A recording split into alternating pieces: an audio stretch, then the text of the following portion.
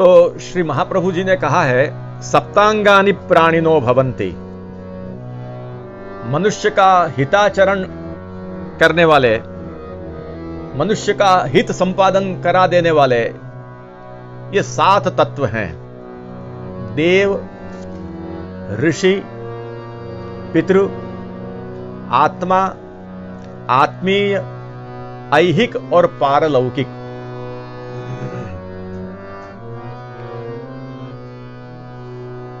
मनुष्य का हित देव संपादन कराते हैं, वे करा सकते हैं।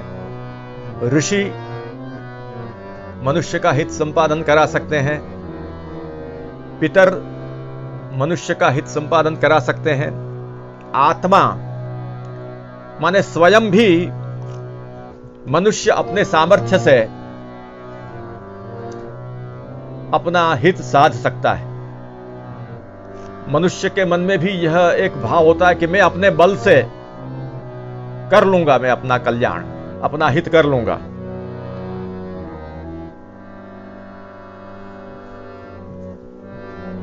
फिर आत्मीय, आत्मीय माने पुत्र आदि, पुत्र आदि के बल से भी मनुष्य बलिष्ठ बनने की कोशिश करता है। उसके मन में यह रहता है कि मेरे आत्मीय जो हैं वो मेरा हित आचरण करेंगे, वो मेरे सहायक हैं। जैसे रावण को स्वयं उसमें बल था, फिर भी मेघनाद उसका जो आत्मीय था, पुत्र था, उसके बल पर बहुत बड़ा भरोसा था। लोक व्यवहार में हमको अपने आत्मीय जनों के बल का भी एक भरोसा होता है और उस आधार पर भी हम सोचते हैं कि ये लोग हमारा हित कर लेंगे। ऐहिक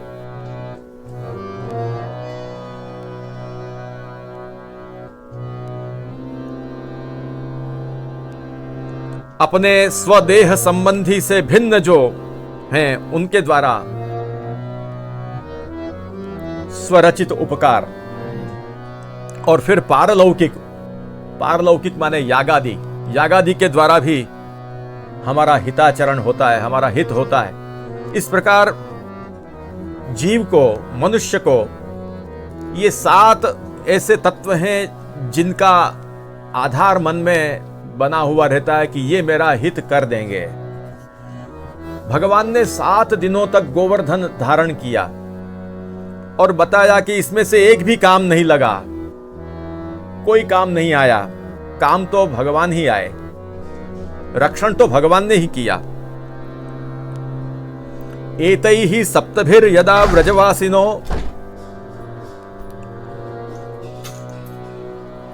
न रक्षिताः तदा व्रजवासिनां नैतेषु कदाचिदपि प्रीति संभवः किंतु स्वरक्षके श्री गोवर्धनधरे एव प्रीतिर व्रजस्थानां समुद्भूता इति ज्ञेयम्।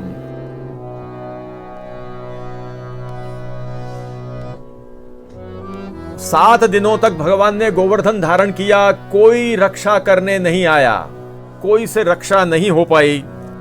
व्रजवासियों ने यह देखा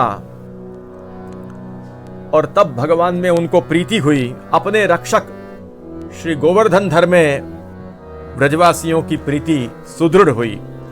देखा कि और कोई रक्षा करने वाला नहीं है। इस प्रकार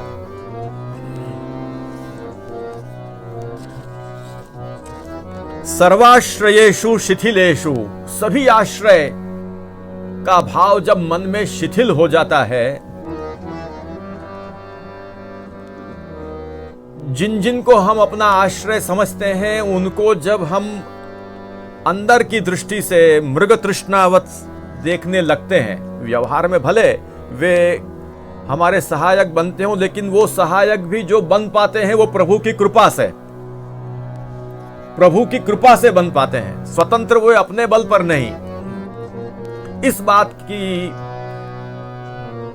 इस बात को जब हम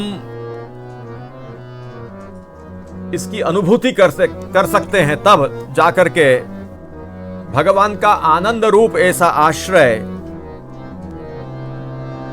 हमारा सिद्ध होता है। और इसीलिए श्री महाप्रभु जी ने हमको इसका अनुसंधान रखने का कहा है।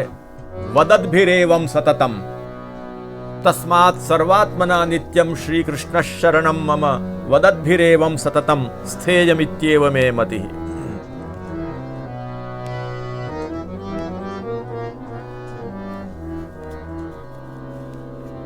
यह जो अष्टाक्षर मंत्र है वास्तव में यह मंत्र नहीं महामंत्र है। आगे उसको देखेंगे, इसका महात्म्य कैसा है वो आगे और भी देखेंगे, परंतु सर्वप्रथम तो ये समझना है कि ये जो अष्टाक्षर मंत्र है, महामंत्र है, वो जिसका हम अनुसंधान करते हैं वो कोई तंत्रोक्त नहीं है।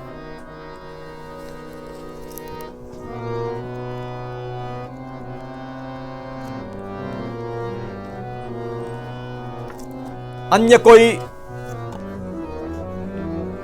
शास्त्रोक्त के रूप में भी हम उसका ग्रहण नहीं करते।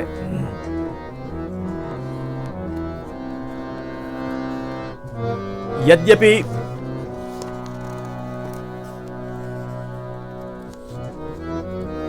नारद पंचरात्र आदि में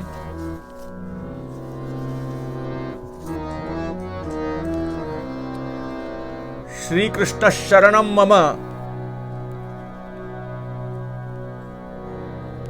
इस प्रकार के स्वरूप का मंत्र उपलब्ध होता है, परंतु हम जो अष्टाक्षर मंत्र का अनुसंधान करते हैं वो तंत्रोक्तत्वेन नहीं, क्योंकि मंत्रोपासन वैदिक तांत्रिक दीक्षार्चनादि विधिभिर्यः अस्पृष्टो रमते निज भक्तेषु समेस्तु सर्वस्वम्। मंत्र उपासना वैदिक तांत्रिकी दीक्षा आदि जितने भी साधन हैं वे पुरुषोत्तम तक नहीं पहुंच सकते, उनके माध्यम से पुरुषोत्तम वश में नहीं हो सकते। ये सब विभूति परक हैं। इसकी चर्चा भक्ति हंस में प्रभु चरणों ने की है। इसलिए ये जो मंत्र है यह तो भक्ति मार्गीय है और श्री महाप्रभु जी के मुखारविंद से प्रकट हुआ है। इस रूप में इस मंत्र का अनुसंधान हमको करना है।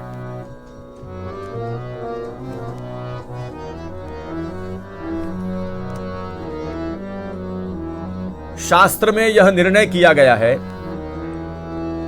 कि आकृति समान हो। श्री कृष्ण शरणम मम, यहां के लिए समझ लें, श्री कृष्ण शरणम मम यह तंत्र ग्रंथ में भी ऐसा का ऐसा ही मंत्र उपलब्ध होता हो तो भी आकृति तुल्य यानी समान होते हुए भी तंत्रोक्त जो श्री कृष्ण शरणम मम यह मंत्र है वो और भक्ति मार्गी जो श्री महाप्रभु जी के मुखारविंद से उच्चरित मंत्र है वो दोनों के स्वरूप में बहुत भेद है। आकृति समान होते हुए भी स्वरूप में भेद हो सकता है। यह लोक वेदाधिकरण खंडन निबंध में, विद्वन मंडन में और अन्यत्र भी प्रतिपादित किया गया है। स्वरूप भले वही, माने आकृति भले वही दिखती हो लेकिन उसका स्वरूप भिन्न है। अतएव श्री गुसाई जी ने हमें समझाया, यदुक्तम तात चरणैः, यदुक्तम तात चरणैः श्री कृष्ण शरणं मम तत एवास्ति नैश्चिन्त्यम् ऐहिके पारलौकिके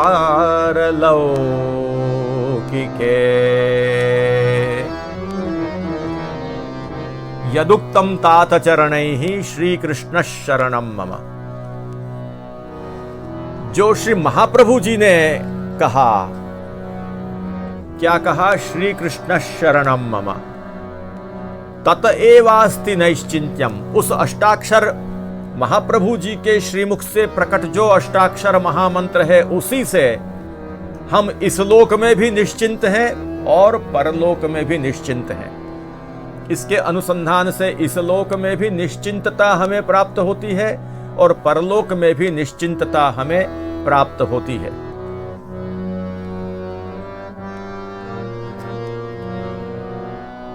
यह मंत्र जब श्री महाप्रभु जी के श्रीमुख से निकला, तब उसकी रसालता, उसकी अमृत स्वरूपता विलक्षण ही सिद्ध हो गई। यथा शुकमुखम प्राप्य पीयूषद्रवतोच्यते श्री भागवत शास्त्रस्य तथात्रापि विबुध्यताम। जैसे श्रीमद् भागवत शुकदेव जी के मुख से जब प्रकट हुआ, तब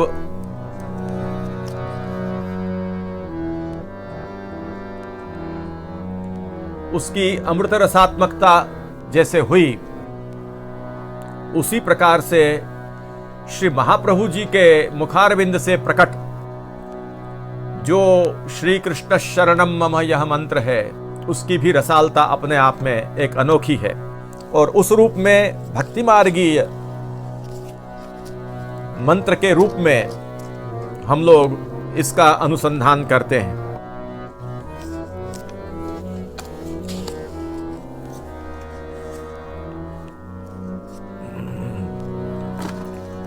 श्री कृष्ण शरणम मम इस मंत्र में, इस महामंत्र में 8 अक्षर हैं।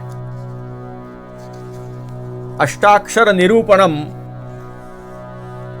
नाम के ग्रंथ में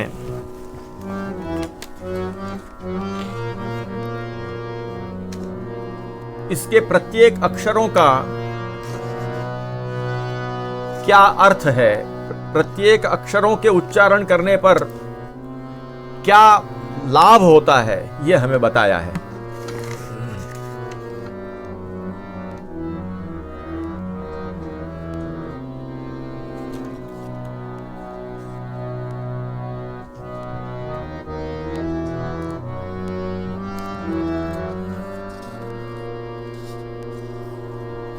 सबसे पहले तो कहा है यस्मरेत्तु सदा मंत्रम श्री कृष्ण शरणम मम अष्टाक्षरम जपेन नित्यम यमो दृष्ट्वा ही शंकते। जो सदा अष्टाक्षर मंत्र का जप करता है, उसको देखकर भी यम भयभीत होता है, शंकित हो जाता है कि इसको हाथ लगाऊंगा तो न जाने क्या मेरी आफत आ जाएगी।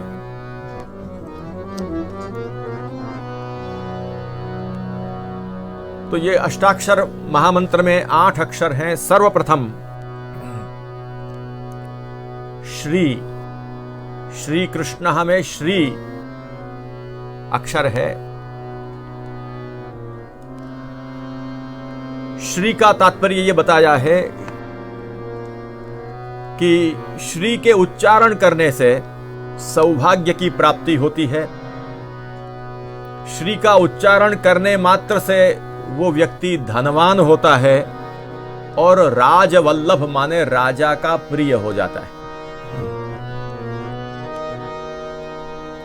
धनवान शब्द सुनकर हम बहुत प्रसन्न हो गए होंगे। अरे हमको कौन से धन से धनवान बनना है? ये नाशवंत धन से धनवान बनना है? यह अष्टाक्षर मंत्र तो हमको अविनाशी जो धन है उस धन से धनवान बनाता है। श्री से सौभाग्य की प्राप्ति होती है, श्री के उच्चारण से। धनवान माने क्या? यह धन धर्म ही ते पायो, नीके राख यशोदा मैया नारायण ब्रज आयो, भगवान कृष्ण रूपी जो धन है उससे युक्त होता है मनुष्य। अष्टाक्षर का जब स्मरण किया जाता है तब श्री के उच्चारण मात्र से भगवान कृष्ण रूपी धन अथवा तो भगवान कृष्ण के प्रति जो भाव, वो भाव रूपी धन से हम धनवान होते हैं, वो हमारे हृदय में पधारते हैं। श्री के उच्चारण मात्र से कृष्ण रूपी धन हमारे हृदय में पधारते हैं। अभी तो मंत्र का पूरा उच्चारण भी नहीं हुआ और प्रभु हमारे हृदय में पधारते हैं, हम धनवान बनते हैं। और राजवल्लभ, राज माने राजा कौन? व्रजराज कौन है? भगवान श्री कृष्ण हैं। हम राजवल्लभ माने व्रजराज के वल्लभ बनते हैं, श्री कृष्ण के वल्लभ माने उनके प्रिय बन जाते हैं। अभी तो अष्टाक्षर का पूरा उच्चारण भी नहीं हुआ, 8 अक्षर में से अभी तो पहला ही अक्षर का उच्चारण हुआ। वह उच्चारण करते ही वो जीव प्रभु का प्रिय बन जाता है। और कहीं तो ये भी पढ़ा है कि अभी इन 2-3 दिनों में पढ़ा है, फिर स्मरण आ जाएगा तो कभी बता देंगे, कि अष्टाक्षर का उच्चारण करने का उद्योग करने मात्र से प्रभु उस जीव पर कृपा करने लग जाते हैं। अष्टाक्षर का अभी उच्चारण नहीं हुआ, पर उच्चारण करने का जीव बस अब प्रयास कर रहा है और प्रयास के बाद कुछ ही समय में वो उच्चारण होने वाला है। उस प्रयास मात्र से भी प्रभु की कृपा उस पर होने लगती है। जैसे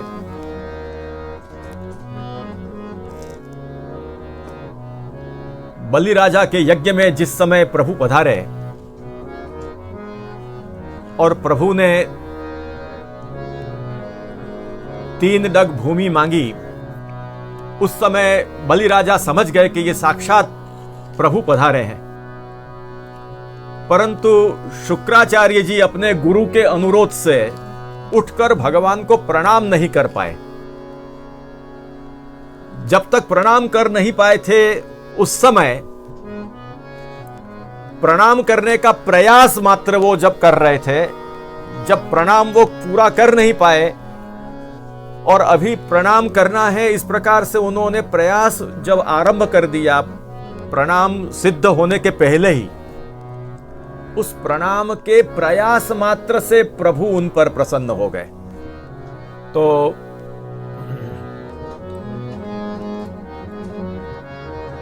बलि राजा ने अभी तो प्रणाम भी नहीं किया था, पूरा प्रणाम करने का प्रयास मात्र किया, उस पर भगवान प्रसन्न हो गए।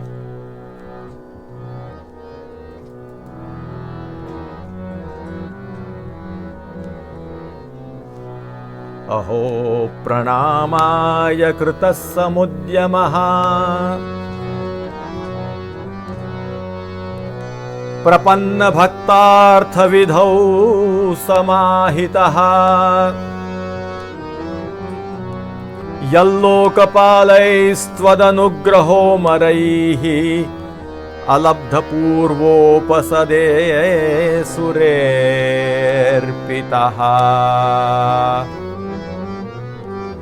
अहो प्रणामाय कृतः समुद्यमः प्रपन्न भक्तार्थ विधौ समाहितः।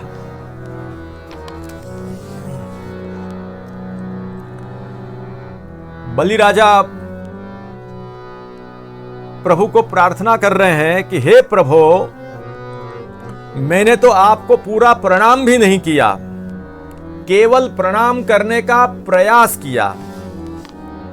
प्रणामाय कृतः समुद्यमः, अभी तो मैं उद्यम ही कर रहा था।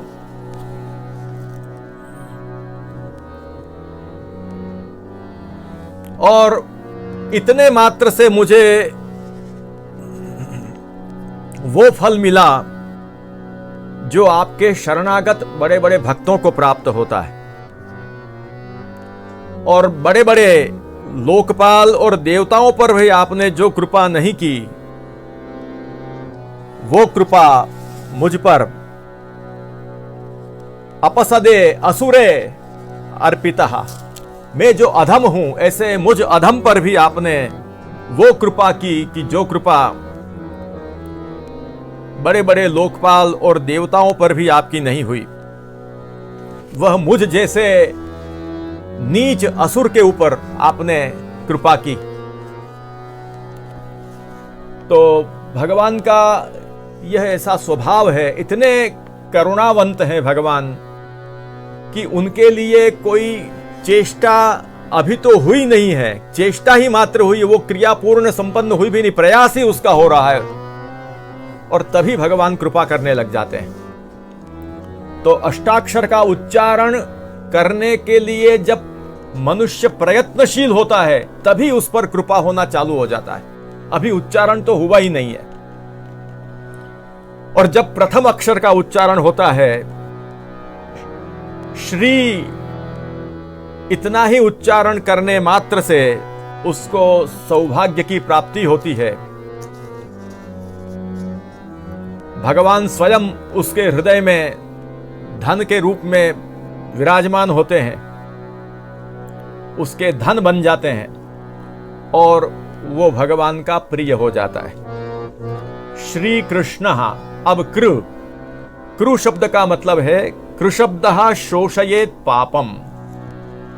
कृ शब्द जो है वो सभी पापों का शोषण कर लेता है। कृ शब्द का उच्चारण करते ही भगवत भक्ति में प्रतिबंधक जो पाप है उनका शोषण हो जाता है। फिर श्न, श्री कृष्ण में श्न शब्द का उच्चारण करते ही समस्त तापों के समुदायों का शोषण हो जाता है, समस्त तापों के समुदाय नष्ट हो जाते हैं। श्री कृष्ण। फिर शरणम मम, श शब्द का उच्चारण करने मात्र से निर्दहेद योनिम, शब्दों निर्दहेद योनिम, नाना प्रकार की योनि में जो जीव को जाना पड़ता है, उन योनियों में जन्म लेने से वो मुक्त हो जाता है।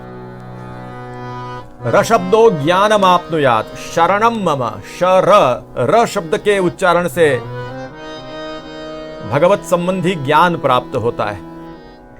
शरणम, ण शब्द का उच्चारण करने पर ण शब्देन सदा कृष्णे दृढ़ा भक्ति सदा भवेत्। ण शब्द का उच्चारण करने पर भगवान कृष्ण के विषय में सदा दृढ़ भक्ति सिद्ध होती है। श्री कृष्ण शरणम। अब 2 अक्षर और रहे हैं। म शब्देन गुरौ प्रीति ही कृष्ण रत्नोपदेशके। प्रथम म शब्द से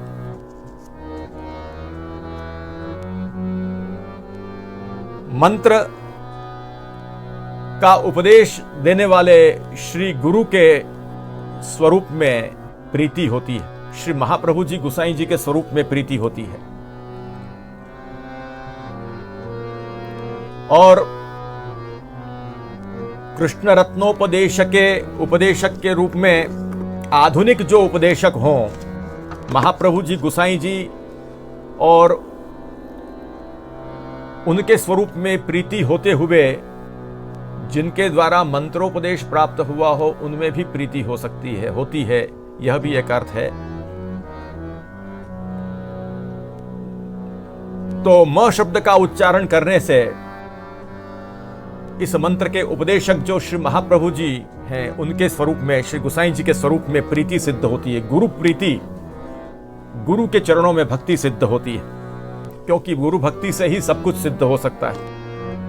और 8वां जो अक्षर है मम में म, उससे क्या होता है? उसके उच्चारण से म शब्दे हरि सायुज्यम अन्य योनिन्न गच्छति।